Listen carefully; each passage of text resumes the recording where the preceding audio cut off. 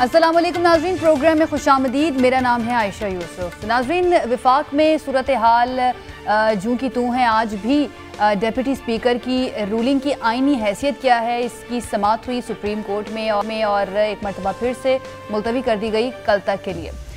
दूसरी तरफ पंजाब की सूरत हाल जो है वो कन्फ्यूजन का शिकार रही। पहले इजलास 16 अप्रैल तक के लिए मुलतवी कर दिया गया, उसके बाद कल रात को गुज़श्ता शब एक नोटिफिकेशन हम देखते हैं सोशल मीडिया पर गर्दिश करता है, जिसमें जो डिप्टी स्पीकर हैं दोस्त मज़ारी, उनके साइन होते हैं कि इजलास जो है वो 6 अप्रैल को ही होगा और इजलास बुला लिया जाता है। उसके बाद तर्जुमान पंजाब असम्बली का ये बयान आता है कि ऐसा कोई इजलास नहीं बुलाया गया, बल्कि पंजाब असम्बली का इजलास 16 अप्रैल को ही होगा।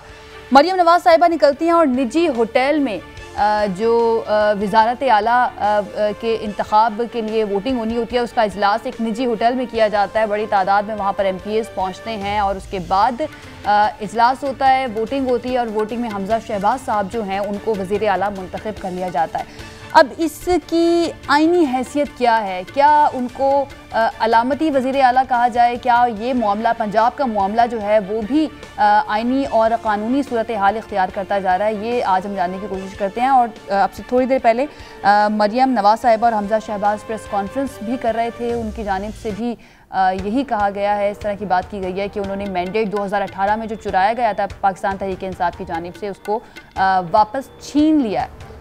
आईनी हैसियत क्या है इस इजलास की? क्या पंजाब असम्बली के अलावा भी कहीं पर इजलास हो सकता है जहाँ पर तमाम अरकान असम्बली मौजूद ना हो? ये ज़रा हम जानने की कोशिश करते हैं। हमारे मेहमान आज हमारे साथ मौजूद हैं माहिर कानून आरिफ साहब, सीनियर तज्ज़ियाकार ज़फ़र हिलाली साहब, सीनियर तज्ज़ियाकार और एंकर पर्सन अमीर अब्बास हमारे साथ मौजूद है। बहुत शुक्रिया हमारे मेहमानों का हमें ज्वाइन करने के लिए।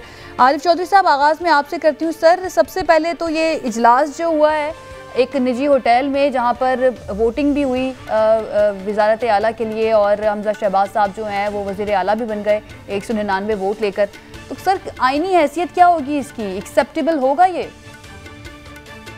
नहीं, आईनी तौर पर तो इसकी कोई हैसियत नहीं है। उसकी वजह यह है कि इजलास ये वज़ीर आला का इंतखाब करने के लिए तो स्पीकर या डिप्टी स्पीकर जो हैं वो उसकी चेयर करेंगे, अदरवाइज तो नहीं हो सकता इजलास। आम इजलास हो तो उसके लिए स्पीकर के पास इख्तियार हासिल है कि वो जहाँ चाहे कर सकता है इजलास, लेकिन वज़ीर आला के इंतखाब के लिए ऐसा मुमकिन नहीं है और ऐसा नहीं होता। तो मैं ये समझता हूँ कि इसकी सिंबॉलिक हैसियत तो एक यकीनन होगी कि जी उन्होंने दिखा दिया कि उनके पास अददी एतबार से काफ़ी ज़्यादा लोग मौजूद हैं, तादाद में चीफ मिनिस्टर बनने के लिए जो उन्हें चाहिए उससे ज़्यादा लोग मौजूद हैं, लेकिन कानूनी और आईनी एतबार से उनकी कोई हैसियत नहीं। अलबत्ता इससे फसाद जो है वो बहुत ज़्यादा पैदा हो गया है और आईनी तौर पर मैं समझता हूँ कि उलझने जो हैं वो बढ़ती चली जा रही हैं जी, और यानी ये बात कहीं रुकने का नाम नहीं ले रही। और पाकिस्तान का आइन, पाकिस्तान के बात करिए यानी कवानीन सारे मजाक बन गए। सही। ज़फ़र हिलाली साहब, सर पहले हमने विफाक में देखा एक कन्फ्यूजन हमें नज़र आई और वो मामला जो है वो अदालत चला गया। अब पंजाब के अंदर भी हमें उसी तरह का पॉलिटिकल टर्मोइल नज़र आ रहा है। इसके कॉन्सिक्वेंसेस आपको क्या निकलते हुए नज़र आ रहे हैं? देखिए, आपको पता है कि स्पीकर जो होता है एक असेंबली का, जब तक वो ज़िंदा है और वो डिसेबल नहीं हो जाता है, उसको हक होता है डिटर्मिन करने टाइमिंग्स और रूल्स और regulation with in the parliament. अब ये जो उन्होंने कल लड़ाई की थी उसके नतीजे से डैमेज हो गए हैं पार्लियामेंट, सीटिंग, सब चीज़, और नतीजा ये हुआ कि it is unfit to host a session. तो उसने और उनके जो कीपर्स हैं, जो भी हैं, जो वो करते हैं, उन्होंने कहा इट्स अनफिट। तो उन्होंने कहा कि 16 तारीख तक नहीं होगा। अब इन्होंने इंसिस्ट किया कि नहीं, वो फिट है कि नहीं, और आप और मैंने जाके कुर्सियां तो नहीं देखे हैं कि बैठ सकते हैं नहीं बैठ सकते, क्या टूटा है क्या नहीं टूटा है। अमूमन रीजनेबल पीपल जो होते हैं वो कहते हैं भाई वाकई अनफिट होगा, 16 तारीख को यही चीज़ हो सकता था।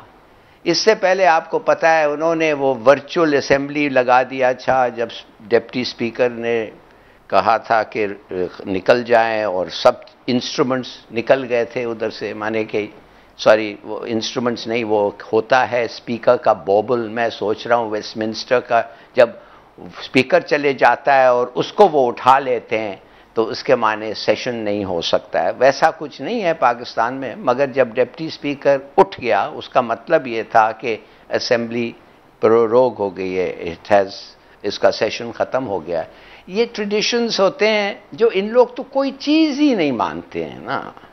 अब वो कहते हैं कॉन्स्टिट्यूशन, गए हैं कोर्ट पे, भाई जाओ कॉन्स्टिट्यूशन लड़ो, कोर्ट का फैसला आ जाएगा, कौन रोकता है तुम्हें ये करने? नहीं, मगर उनको ज़रूरी था बताने कि इनके पास कितने भगोड़े आ गए हैं, कैसे वो भगोड़ों को उन्होंने लाया है, कैसे कि 17 लोगों को उन्होंने मार्च 1 महीने में अमेरिकन 17 लोग मिले हैं नून और पीपीपी के पास साथ। क्या बातें हुई है? मार्च 3 तारीख को तो 8 अमेरिकन एम्बेसी के साथ मीटिंग्स हुए हैं और सब कोई, एहसन इकबाल भी था, जुबैर भी था, मगर कुछ सिर्फ रिप्रेजेंटेटिव्स थे नून के, माने उनके क्या कह सकते हैं आप, people who are party members, उनके साथ मीटिंग हुए हैं, उनके सब नाम आ गए हैं, छप गए हैं। तो मैं ये जानना चाहता हूँ हो क्या रहा है इस मुल्क में। इलाली साहब, इसका जवाब देने के लिए वो वजीर आजम जब ऑपोजिशन में थे उनकी कुछ तस्वीरें भी मरियम नवाज साहिबा सामने ले आई कि देखे जी, जब आप ऑपोजिशन में थे आप भी तो इस तरह से मिलते थे गैर मुल्की सुफरा से।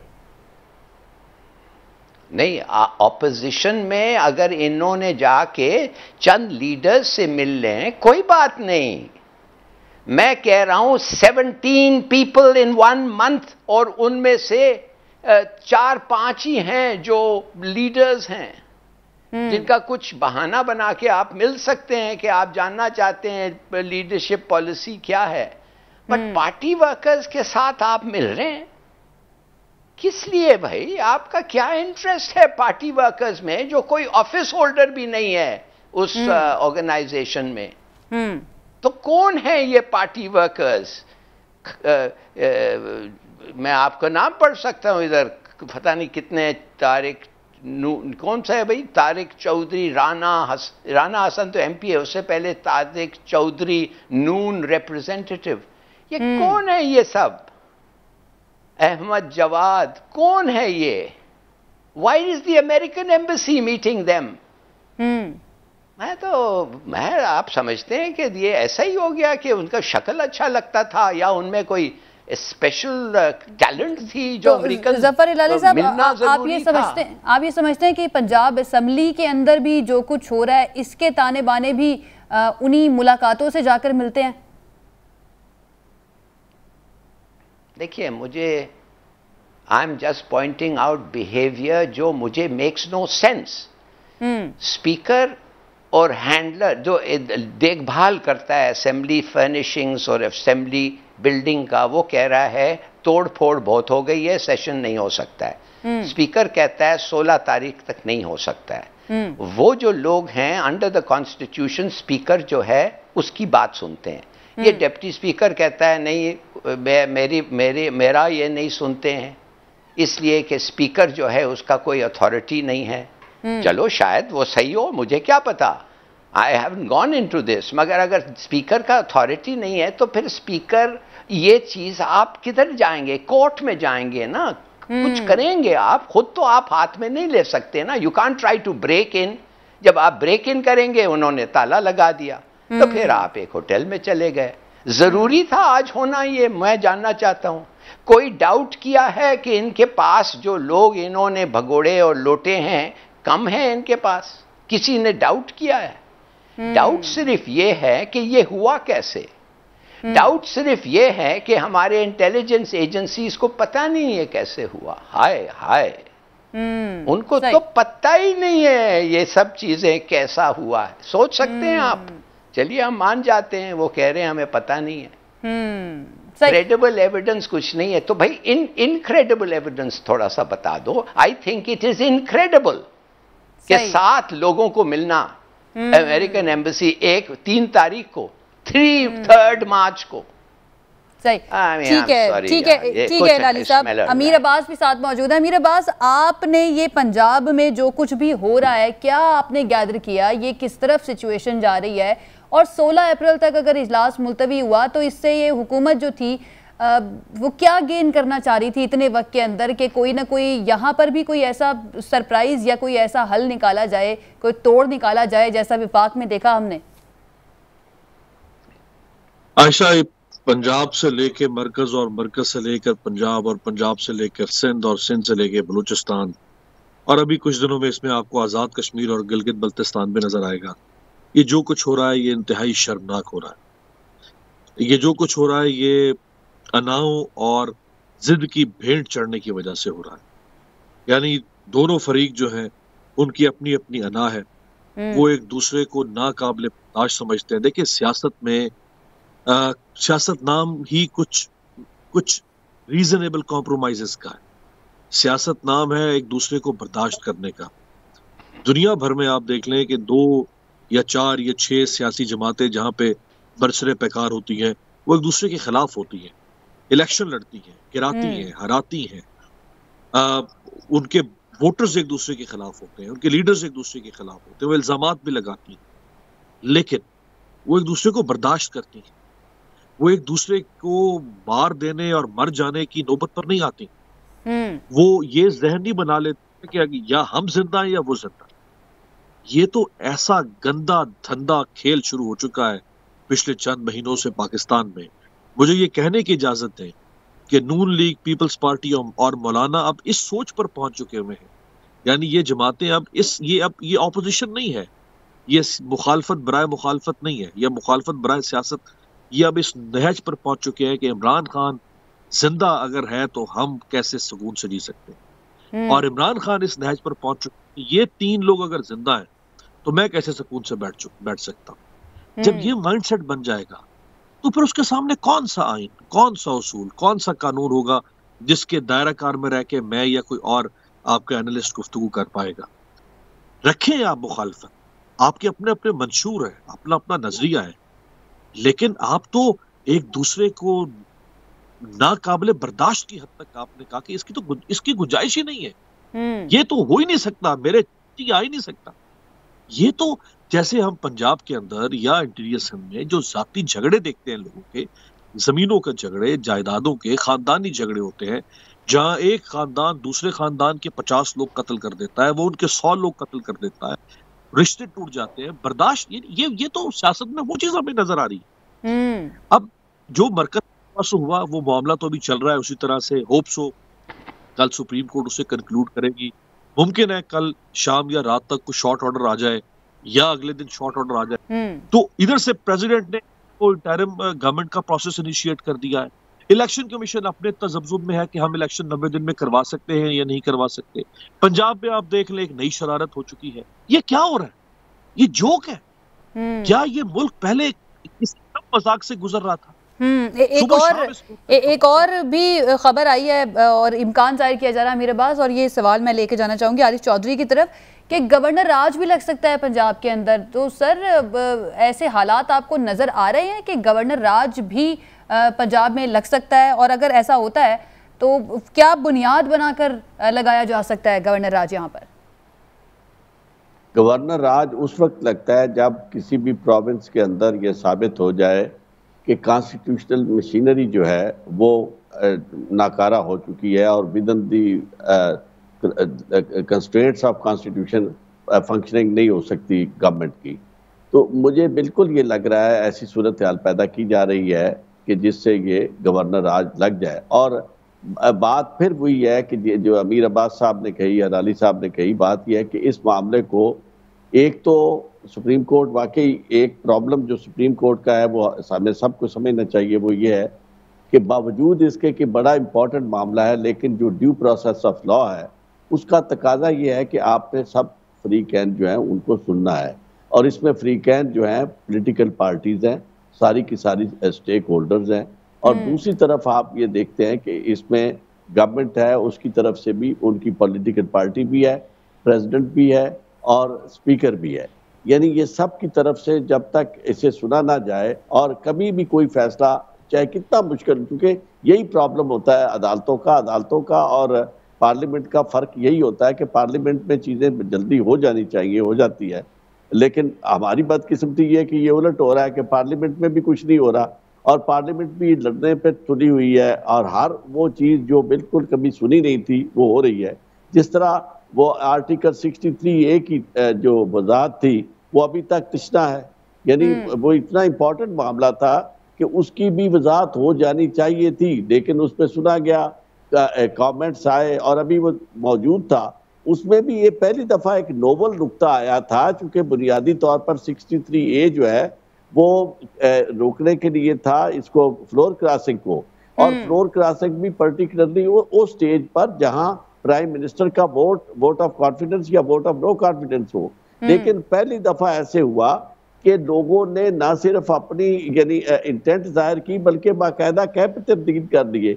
अब सवाल ये था कि क्या इंतजार किया जाए कि वो जो जिन्होंने कैंप तब्दील किया है, फ्लोर क्रॉसिंग की है, वो अमली तौर पर जिस काम के लिए ये लेजिस्लेशन हुई थी, जो मकसद था लेजिस्लेटर्स का कि डिस्टेबलाइजेशन ना हो और सिस्टम डीरेल ना हो, वो कर ले, वोट ऑफ नो कॉन्फिडेंस में शामिल हो जाए तो उस वक्त तक कोई कार्रवाई नहीं हो सकती, क्योंकि आपने तरीकेकार ऐसा रखा है। तो इस पे भी वजाहत हो जानी चाहिए थी। और दूसरी दफा ये मामला भी मैं समझता हूँ कि इंतहाई संगीन मामला है, क्योंकि एक तरफ ये बड़ा इंपॉर्टेंट है कि जो जब असेंबली का session vote of no confidence के लिए हो और मोशन जो है उसे आपने यानी लीव ग्रांट कर दी हो, तो उसमें बहुत सारी चीजें तो होनी चाहिए। बहस तो ये तो बड़ा इंपॉर्टेंट सवाल है कि भाई आप कम अज कम मौका तो दें, उसमें बहस तो हो, बहस कोई हो नहीं रही। लेकिन वहाँ ये जरूरी होता है कि आप वोट का जरूर करवाएं, लेकिन साथ ही साथ ये जो मामला है कि पाकिस्तान की सॉवरेनिटी, पाकिस्तान की दाखिली सालमियत, वो इस हद तक कंप्रोमाइज हो चुकी है जिससे आपकी सिक्योरिटी कमेटी और आपके वो हसास इदारे वो इसे तस्लीम कर चुके हैं और उन्होंने बाकायदा नाज़िम नबूर को तंबीह की, तलब किया, एहतजाज किया, जो कुछ वो कर सकते थे वो किया। अब इन दोनों चीजों को आपने इकट्ठा देखना है, फिर इससे ज्यादा जो है इस सिचुएशन को कि भाई पॉइंट ऑफ नो रिटर्न पर जब दोनों पॉलिटिकल पार्टीज आ गई है, मुतारिफ ग्रुप आ गए हैं, तो इस वक्त क्या ये सारा हमने सिर्फ टेक्निकलिटीज पर जाना है या इस सूरत हाल को इससे निकलना है? Let people go to election, जान छूटे भी जो भी इलेक्शन है जो हुआ है उसके ऊपर। मुझे तो लगता भी ये है कि शायद इस तरह की सिचुएशन आ जाए कि कोई यानी उसको तो नहीं जस्टिफाई करेंगे जो एक्शन हुआ, लेकिन साथ ही साथ चूंकि बहुत, और माजी में भी ऐसा हुआ है, चूंकि बहुत कुछ हो चुका है, तो इसे अनडू करने की बजाय इलेक्शन की तरफ जाया जाए और that is the best solution.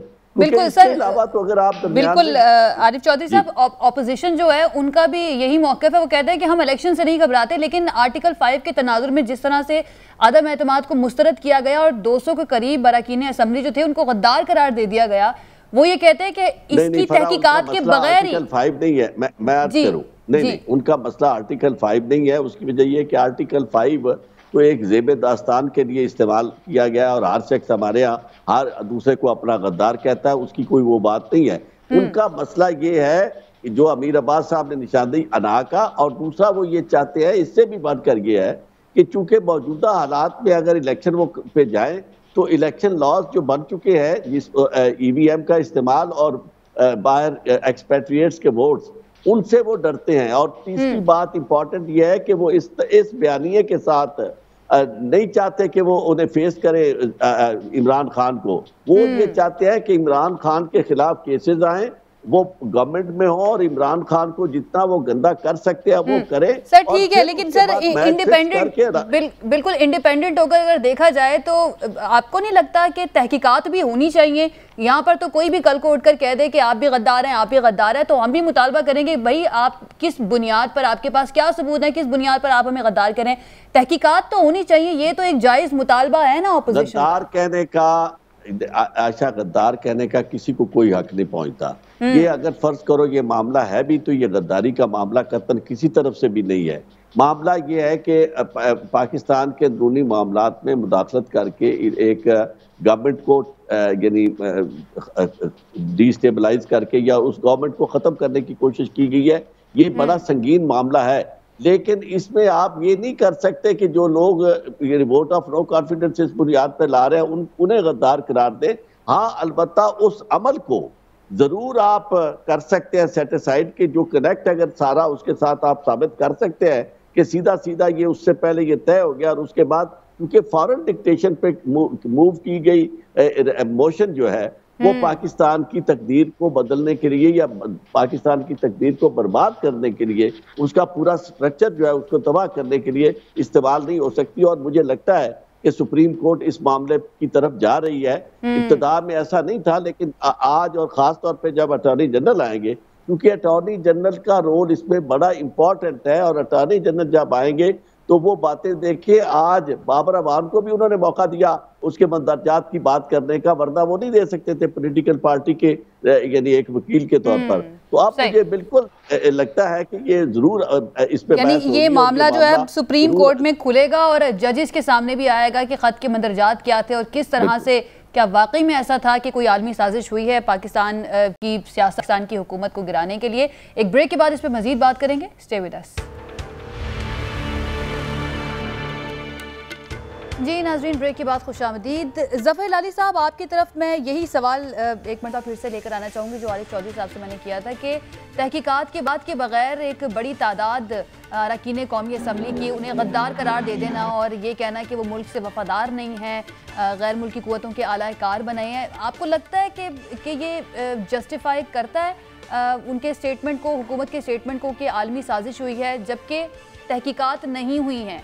तहकीकात हों, उसके बाद सामने आए कि कौन से किरदार थे, फिर गद्दार करार देना फिर माना भी जा सकता है, लेकिन इस तरह से फिर ऑपोजिशन जो इस वक्त तो आप मुझे बीबी बताएं कि आप मुझे बताएं नेशनल सिक्योरिटी काउंसिल जो भी है वो क्यों इनको इजाजत दी कि अमेरिका के खिलाफ एक डिमार्च करने? नेशनल सिक्योरिटी क्यों दिया उनको? अगर कुछ नहीं था और अगर कोई ऑब्जेक्शनेबल चीज हुआ ही नहीं और वो एम्बेसडर जो था वो सिर्फ कहानियां और अफसाने लिख रहा था, तो फिर ये क्यों हुआ भाई? ऑपोजिशन कहती है क्यों हुआ कि एक एलानिये में कोई तरीके अदम एतमाद का जिक्र नहीं था? ऑपोजिशन ये आगे से क्लेम करती है। क्या कि उसके वो कहती है कि उस एलानिये के अंदर, मैं आपको बता रहा हूं, मैं देखिए, जस्ट लिसन टू मी, मैं आपको बता रहा हूं कि इन्होंने जब ये सब बातें हुई जस्टिफाई करने के लिए गवर्नमेंट ने नेशनल सिक्योरिटी काउंसिल की मीटिंग कॉल की थी जिसमें सब चीफ्स वीफ्स थे और सब चीज आगे रखा, और जब उनके आगे रखा तो उन्होंने फैसला किया जो भी लोग उधर थे कि जाओ एक डिमार्च करो, प्रोटेस्ट, डिमार्च का मतलब है प्रोटेस्ट, जी स्ट्रॉन्ग प्रोटेस्ट जी, और जाओ और बताओ इनको ये सब चीजें जो हैं ये अनवारंटेड इंटरफियरेंस इन पाकिस्तान इंटरनल अफेयर्स। ये रूस ने भी कहा और चीन ने भी कहा सेपरेट स्टेटमेंट्स में। अब आप मुझे पूछ रहे हैं कि ये क्यों किया? इसलिए किया ना कि कोई वजह था और वो वजह प्रोटेस्ट में बता दिया। अच्छा, दूसरी बात, हमारे आरिफ साहब ने बड़ा अच्छा एक्सप्लेनेशन दिया है। मैं सिर्फ ये कहूंगा कि इस वक्त जो कानून है ना ये भगोड़ों के बारे में, लोटास के बारे में, वो ये है कि सुसाइड बॉम्बर जब तक एक्सप्लोड नहीं होता है ना उस वक्त तक आप कुछ कर ही नहीं सकते उसके खिलाफ। ये कोई कानून है? Is this anything which is sensible? मैं आपको बताता हूं ये क्यों चाहते हैं पावर। ये इलेक्शंस तो बाद में आएगा ना जब ठीक तरीके से रिगिंग हो, मगर आपको मैं बताता हूं इस वक्त वो क्यों चाहते हैं पावर। वो चाहते हैं नैब को खत्म करो, प्रोसिक्यूटर्स को खत्म करो, टूथलेस ऑर्गेनाइजेशन करो और अपने केसेस को खत्म करो 6-9 महीने में। वो चाहते हैं कि इलेक्ट्रॉनिक वोटिंग मशीन खत्म हो, ओवरसीज पाकिस्तानीज को वोट खत्म करो कि 2-3 मिलियन वोट्स जो हैं वो नहीं मिले इमरान खान को। वो चाहते हैं इमरान खान जेल में जाए, वो रेफरेंसेस बना रहे हैं उसके खिलाफ।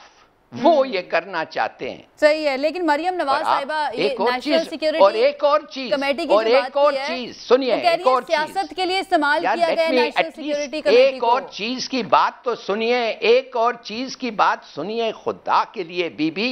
आई know you like to talk but मुझे खत्म होने दें। सुनाए सर, सुनाए। आपको मैं एक और चीज बताता हूं।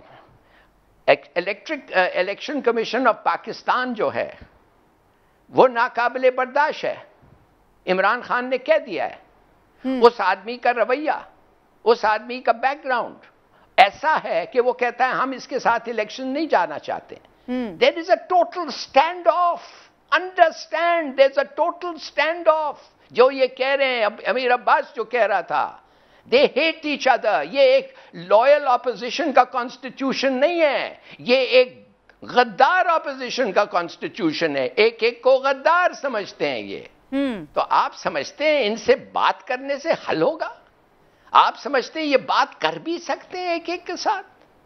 I am sorry, think outside the imagination. ये नहीं हो सकता कि इनके साथ कोई एग्रीमेंट हो।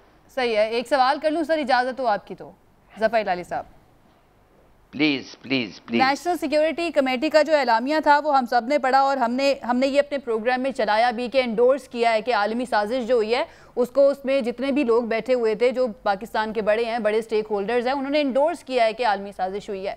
उसको मरियम नवाज साहिबा कहती हैं कि सियासत के लिए इस्तेमाल किया गया है। उसके बाद शहबाज शरीफ साहब आकर कहते हैं DGISI वजाहत दे। मौलाना फजल रहमान, बिलावल भुट्टो साहब कहते हैं एस्टैब्लिशमेंट अपनी पोजीशन वाजे करे। इसके बारे में क्या कहेंगे आप? एस्टैब्लिशमेंट बड़े डिफिकल्ट पोजीशन में है। एस्टैब्लिशमेंट को पता है पाकिस्तान की इस वक्त क्या हालत है। एस्टैब्लिशमेंट को पता है कि अगर वो अमेरिका के साथ ऐसा बयान दे जो अमेरिका टेक्स ऑफेंस, तो आपको समझना होना चाहिए कि सैंक्शंस अगर हमें लग गए, और लग सकते हैं, इसलिए क्यों लग सकते हैं? आपको पता है कि अमेरिका ने कैम्बोडिया को सैंक्शन किया है। आपको पता है वजह क्या है? वजह यह है कि you are too friendly with China. अब आप बताएं, जब आपका रुपया का ये हालत है, आपके डेट्स के ये हालत हैं, लोग नहीं कहते कि आपको केयरटेकर चाहिए, लोग कहते हैं आपको अंडरटेकर चाहिए, आपको बेरी करेंगे वो डेट्स में। आप समझ सकते हैं कि उनकी क्या हालत होगा। आप समझ सकते हैं कि मुल्क का क्या मुल्क के ऊपर गुजरेगा। लेट अ पॉलिटिकल गवर्नमेंट कम, उनका ख्याल ये होगा। मैं एग्री करता हूं उनसे।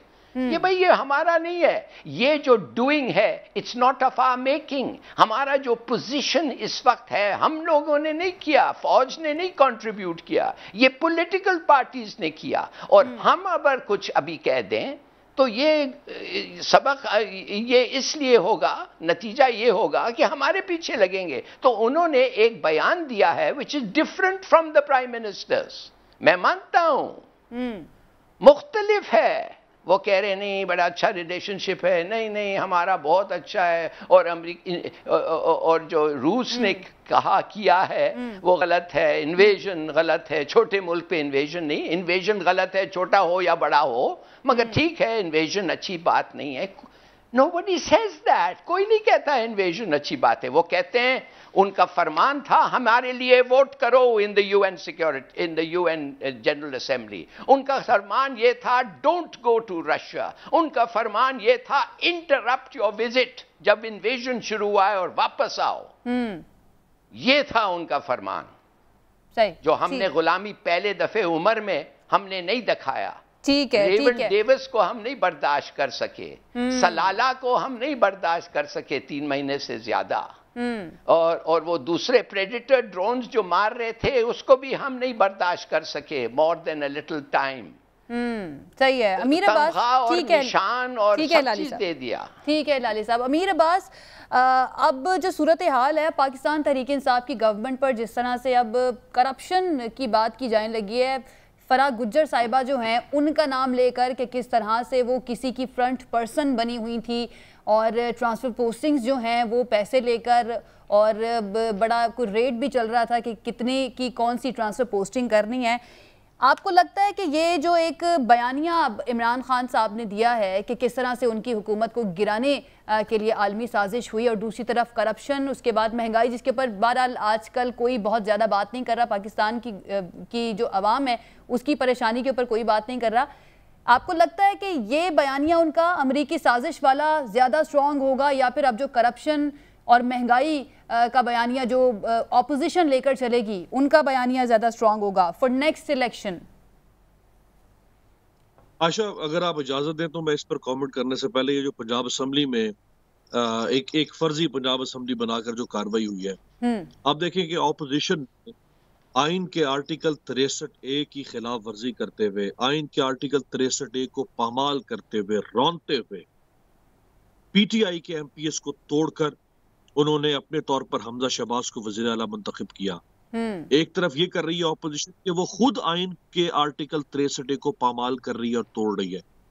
दूसरी तरफ वही ऑपोजिशन स्पीकर की रूलिंग पर आसमान सर पर उठाए हुए है कि स्पीकर ने आइन को पामाल कर दिया। ये है मुनाफिकत। बाकी सब बहस लायानी है इस मुल्क में, सब नॉनसेंस बकवास एक इशू है, और वो है कूट कूट कर मुनाफिकत इस मुल्क की पॉलिटिकल इशराफिया में जो भरी है। वो ऑपोजिशन में हो, वो हुकूमत। आज कल तुम शोर मचा रहे हो, तुम सुप्रीम कोर्ट में गए हुए हो और तुमने आसमान सर पर उठाया हुआ है, मुल्क को तुमने जाम कर दिया हुआ है कि स्पीकर की रूलिंग में आइन को पामाल हुआ। तुम आर्टिकल 6 का मुतालबा कर रहे हो इमरान खान के ऊपर और स्पीकर और प्रेसिडेंट के ऊपर। दूसरी तरफ तुम आज खुद आइन को पामाल कर रहे हो। इतनी वाज़ेह हो चुकी है इस मुल्क की पॉलिटिक्स की मुनाफिकत और गिलासत से अब भरी हुई मुनाफिकत। लेकिन हम सब कोट वोट लगा के, वेस्ट कोट लगा के, टाई लगा के अब तबसरे किए जा रहे हैं। हम जान रहे हैं कि इस मुल्क में क्या हो रहा है, बेवकूफ बना रहे हैं, स्टूपिड बना रहे हैं हम सब मिलकर पाकिस्तानी कौम। लेकिन मजबूर हैं कि हम नहीं कुछ बातें खुलकर कर पाते कि क्या हो रहा है इस मुल्क के साथ, क्योंकि जमहूरियत है, सियासत है, फलाना है, ढिमकाना है। So this all is nonsense जो कुछ। अच्छा अमीर अब्बास, मैं एक सवाल यहाँ पे आपसे करना चाहूँगी। सदारती रेफरेंस भी सुप्रीम कोर्ट में था आर्टिकल 63A की तशरीह के लिए। अगर पार्लियामेंट के इजलास से पहले उसका फैसला आ जाता तो आपको नहीं लगता कि ऐसी सूरत हाल ही पेश ना आती कि जो मुनहरिफ अरकान हैं उनका मुस्तकबिल क्या होगा, या फिर वो नाअहल हो जाएंगे या फिर नहीं होंगे, और फिर पंजाब असम्बली में भी ऐसी सिचुएशन ना होती? मैं तो देखिए, मैंने तो आपके पहले सवाल के जवाब में ये बात पहले कही है और आरिफ चौधरी साहब ने उसको एंडोर्स किया है कि भाई इतने अहम केसेस चल रहे हैं। जो आर्टिकल 63A की इंटरप्रिटेशन हुकूमत ने अदालत से जो प्रेसिडेंशियल रेफरेंस गया हुआ है, वो सिर्फ और सिर्फ उसकी सजा को डिटरमिन करने के लिए है कि ये 5 साल के लिए डिस्क्वालिफिकेशन होगी या लाइफ टाइम होगी। लेकिन जुर्म है, आज जो किया है इन 199 लोगों में से पीटीआई के लोगों ने, वो जुर्म सरजद हो गया है। सिर्फ उस जुर्म की सजा करना है प्रेसिडेंशियल रेफरेंस के अंदर कि वो 5 साल का होगा, लाइफ टाइम होगा। जुर्म सरजद हो गया है, हो गया। अब मैं जरा फराह खान की जो आपने देखिए, इमरान खान साहब का एक बहुत बड़ा मसला रहा है इन 3.5 सालों में, और वो ये रहा है कि वो डिनाइल में रहे, डिनाइल मोड। और उनके या तो वो बहुत उनमें नरगसियत आ चुकी थी, जिसको इंट्रोवर्ट कहते हैं आप, अपनी खुद परस्ती, या वो दूसरों को समझते थे कि पागल है, जाइल, इनको तो कुछ मैं ज्यादा बेहतर जानता हूँ। ठीक है, और वो डिनाइल मोड में। ठीक है, माल के साथ वक्त मेरे पास खत्म हो गया। मेरे पास बहुत शुक्रिया हमारे में ज्वाइन करने के लिए। नाज़रीन, ये था हमारा आज का प्रोग्राम। कल एक मरतबा फिर से हाजिर होंगे। अपना ख्याल रखिए, इजाजत दीजिए, अल्लाह।